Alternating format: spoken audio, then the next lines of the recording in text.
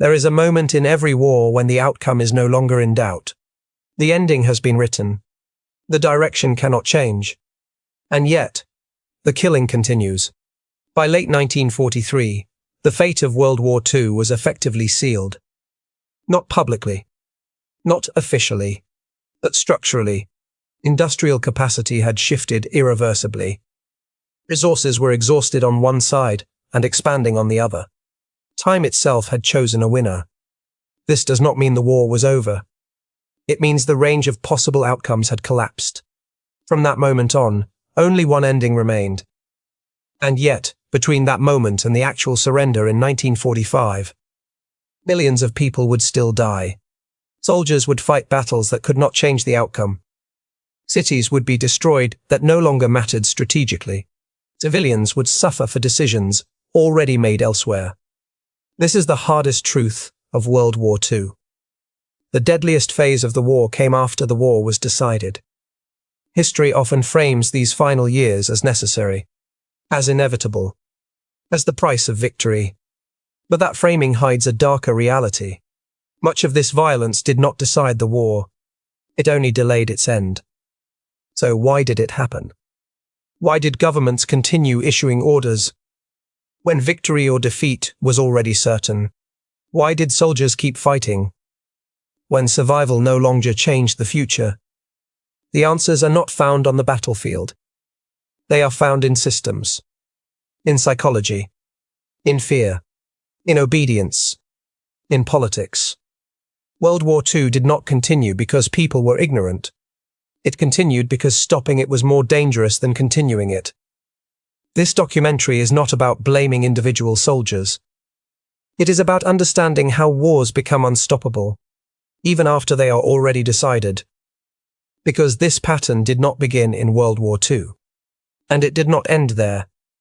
In the next section, we will define what it really means when historians say a war was decided, because without understanding that, nothing that followed will make sense. When historians say a war was decided, they are not talking about surrender. They are talking about irreversibility. A war is decided when its underlying mechanics can no longer be changed. Not morale, not bravery, not even battlefield skill, but the systems that determine replacement, endurance, and recovery. In World War II, that point arrived quietly. Factories on one side could replace losses faster than the other could inflict them.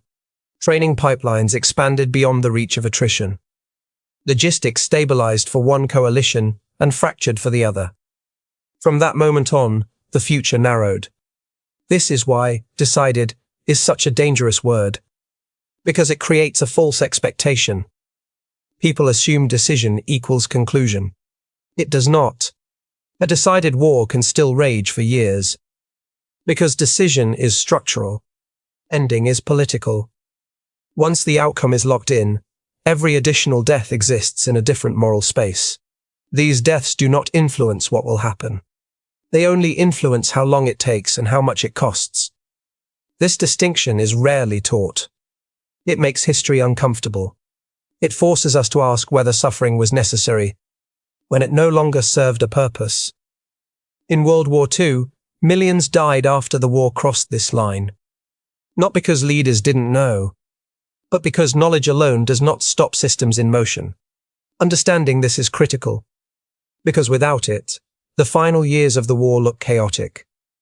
With it, they look tragically consistent.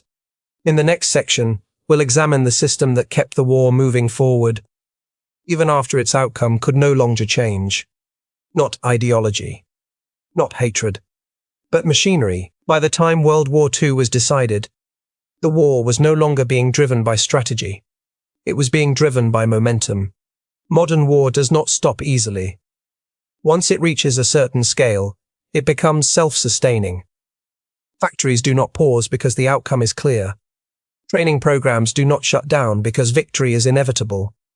Orders do not disappear simply because they no longer change the future. By late 1943, World War II had become a vast machine. Millions of men were already mobilized. Weapons were already produced months in advance. Logistics chains were already planned, loaded, and moving. Stopping this machine required more than agreement. It required disassembly. And disassembly takes time. Time measured in lives. Every major power in the war faced this problem. Armies could not simply stand down. If they stopped, supply lines would collapse. Occupied territories would descend into chaos. Rivals might exploit hesitation.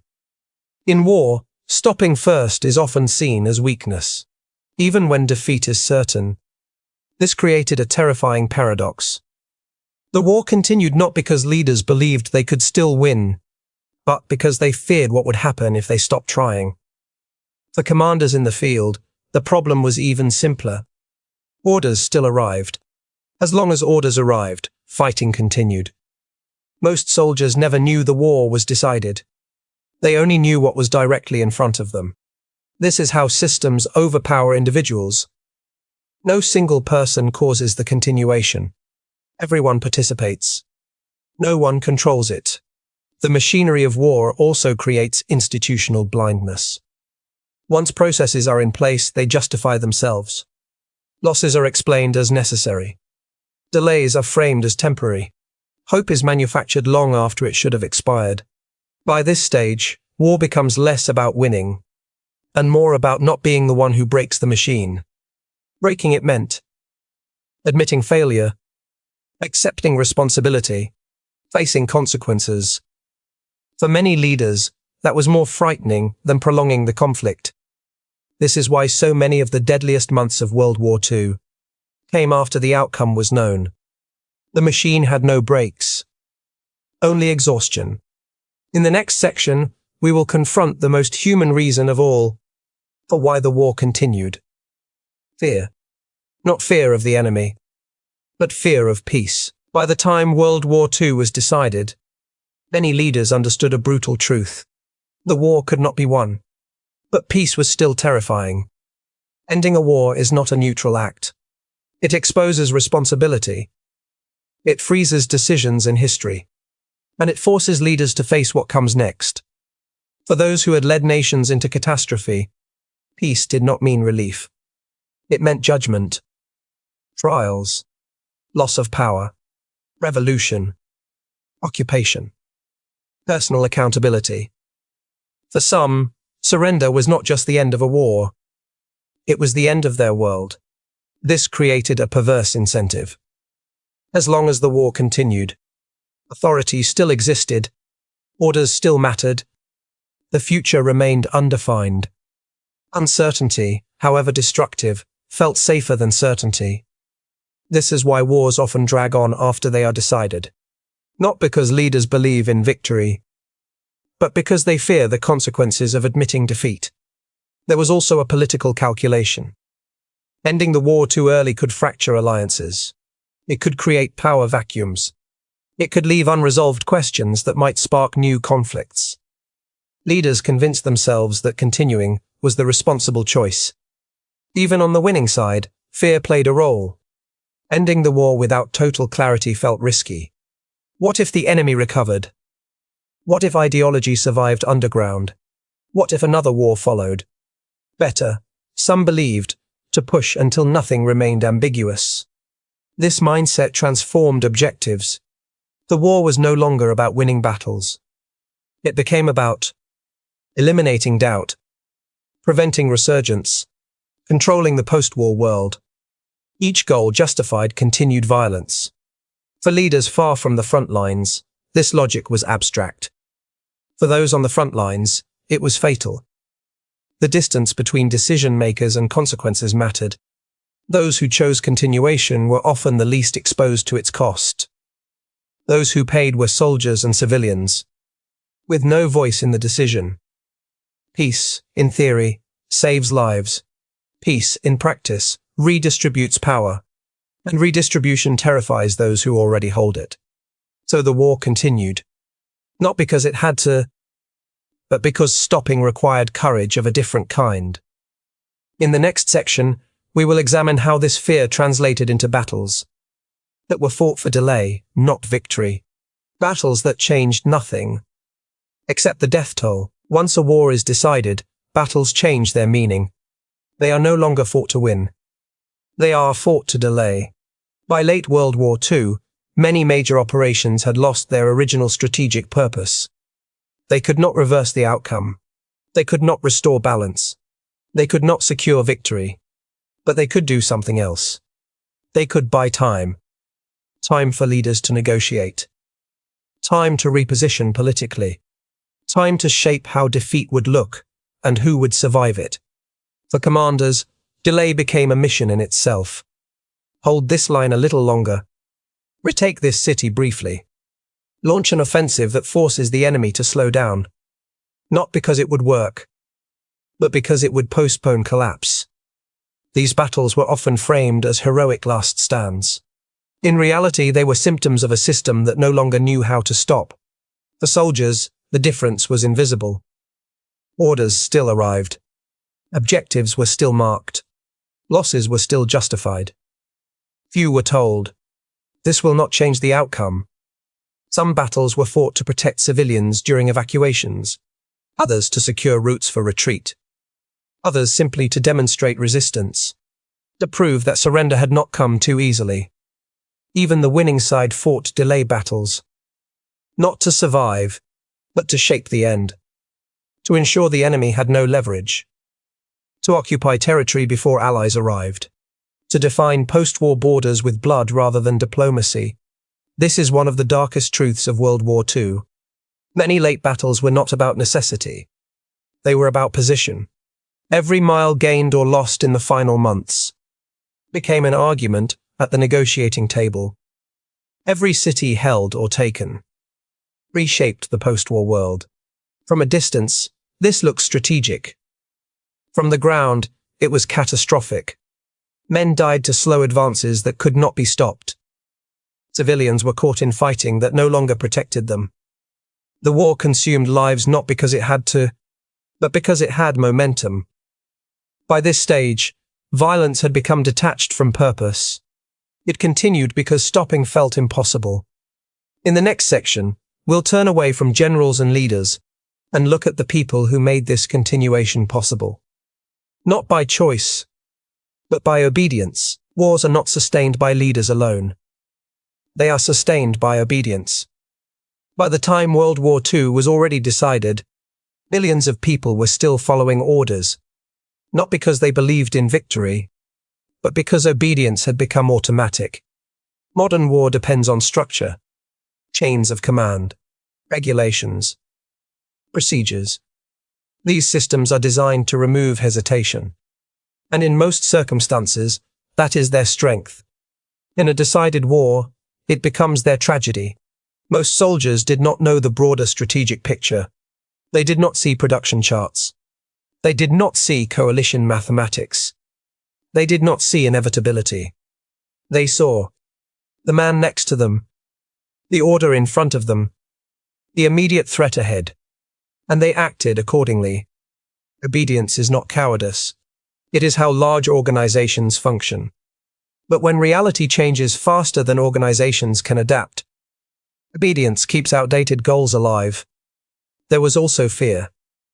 Refusing orders carried consequences: punishment, imprisonment, execution. For many, continuing to fight was safer than refusing to participate. Even civilians were trapped by obedience. Factories kept producing. Railways kept running. Administrations kept functioning. The system rewarded compliance and punished disruption. By late in the war, participation no longer felt like choice. It felt like gravity. You did not decide to keep going. You were carried forward. This is why moral judgment becomes so difficult. How do you blame individuals for participating in a system that offered no exit? The cost of obedience was immense.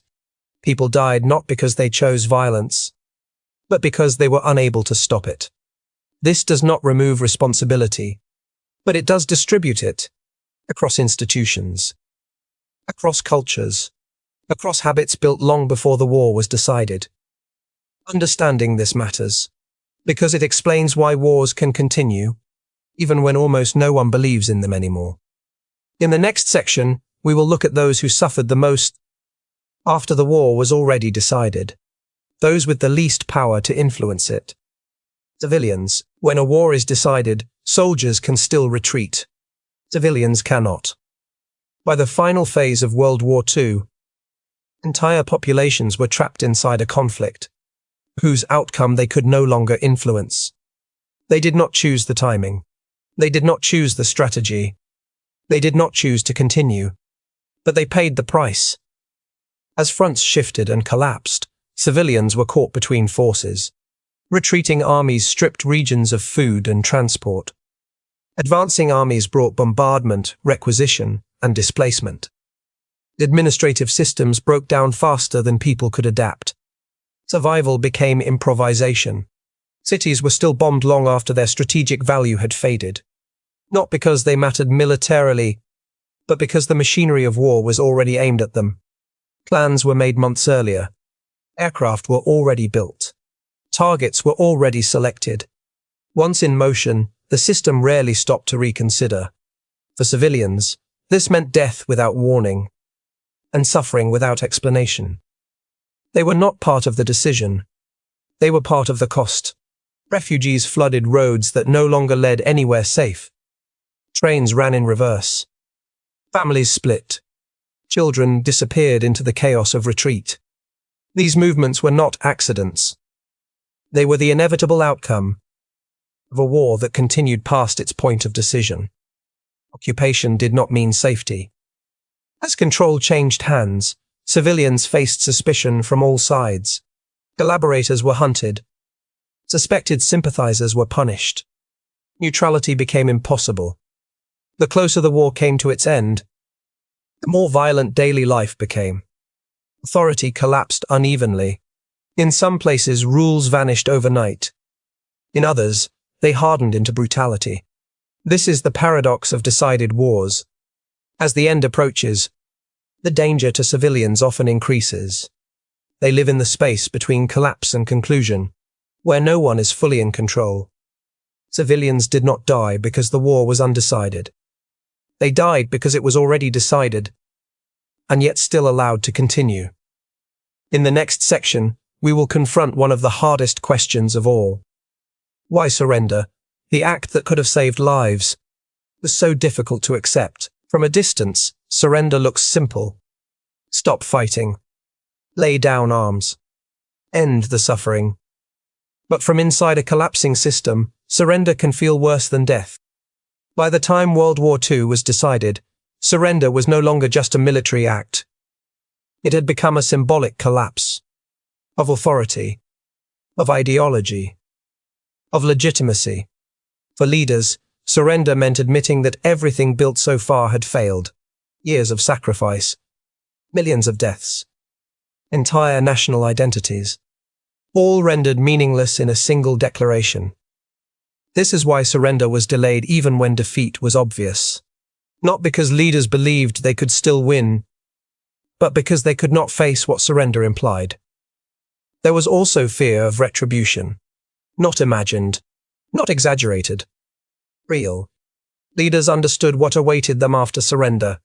Trials. Imprisonment. Execution. Historical judgment. Continuing the war postponed that moment. Every extra month bought time. Time to escape. Time to negotiate. Time to hope circumstances might soften the end. For soldiers, surrender was equally complex. Many had been taught that surrender was dishonor, that it erased sacrifice, that it betrayed fallen comrades. This belief did not disappear just because reality changed. Even when survival depended on surrender, shame often felt heavier than fear. There was also confusion. Wars do not end cleanly. Messages contradict each other. Orders overlap. Rumors replace information. Some units surrendered while others kept fighting, unaware that anything had changed. In this chaos, surrender became fragmented, delayed, uneven, deadly. For civilians, surrender offered no guarantee of safety. Occupation could bring punishment. Liberation could bring suspicion. Many feared that surrender would expose them. to vengeance from all sides. So the war limped forward, not because no one wanted it to end, but because ending it required everyone to accept loss at once. That rarely happens. This is one of the darkest lessons of World War II. Wars do not end when they are decided. They end when societies are ready to accept defeat, victory, and responsibility. That readiness came late. In the next section, we will look at the final months of the war, a period defined not by strategy, but by death without purpose. By the final months of World War II, the war no longer resembled strategy. It resembled inertia. Front lines still existed. Orders were still issued. Weapons were still fired. But the connection between action and outcome had vanished. In this phase, violence continued not because it achieved objectives, but because the system had not yet collapsed everywhere at once. Some units fought because they had not received new orders. Others because they did not believe surrender announcements. Others because retreat routes were blocked, cut off, or non-existent. The war fragmented. And fragmentation is deadly. In many areas, command structures dissolved unevenly. Authority vanished in one place, while remaining brutally intact in another. This created pockets of extreme violence, not coordinated, not purposeful, just destructive. The closer the war came to its end, the less predictable it became. This unpredictability was fatal for civilians. Battles erupted without strategic logic. Cities were defended that could not be held. Counterattacks were launched that could not succeed. Positions were reinforced that would soon be abandoned. Not to win, but because stopping felt impossible. For many soldiers, the final months were the most terrifying, not because the enemy was stronger, but because meaning had disappeared. They were risking their lives for objectives they knew would not matter, and that knowledge corrodes morale in a way no enemy can. Civilians experienced this phase as pure chaos. Rules vanished. Protections evaporated. Promises meant nothing.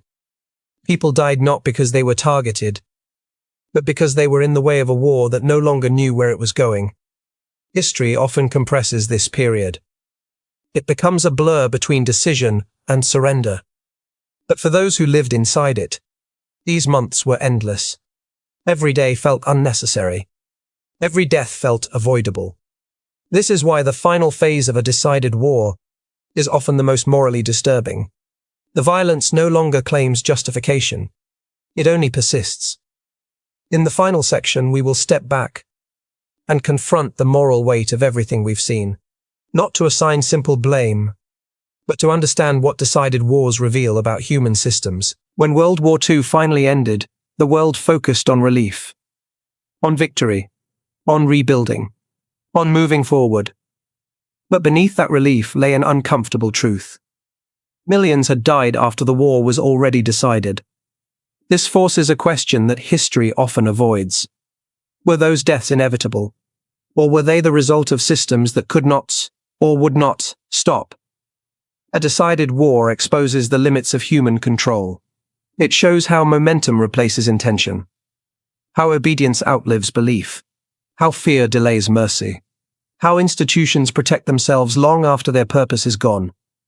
No single person caused the continuation. That is what makes it terrifying. Everyone played a role. No one fully commanded the outcome. Leaders feared accountability. Systems resisted disruption. Soldiers followed orders. Civilians endured consequences. Each action made sense in isolation. Together they produced catastrophe. This does not mean responsibility disappears. It means responsibility becomes distributed across governments, across institutions, across cultures that reward obedience more than reflection. World War II is often remembered as a moral conflict, and in many ways it was, but its final years remind us that moral clarity does not automatically stop violence. Even just wars can outlive their justification. This is the lesson that endures beyond history. Wars do not end when they are decided.